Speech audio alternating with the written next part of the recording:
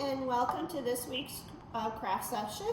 My name is Miss Karen, and for this week we are going to be celebrating Amelia Earhart's flight across the ocean, and so we are going to be making a very cute little paper plane.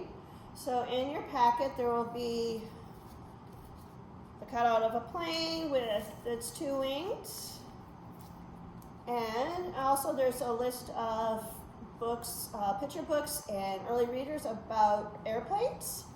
And these kits will be out in the glass enclosure area here in the children's room. And like I said, it's a very simple craft. You're going to take your body of your airplane and you're going to put glue on the top and the bottom.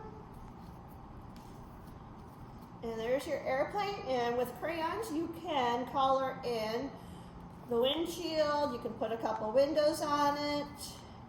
And like I said, it's a very simple craft. If you want, you can even draw different kind of stars or some kind of logo on your airplane, give it a name for your new airline. And like I said, it's a pretty simple craft. So I will see you next week. Bye.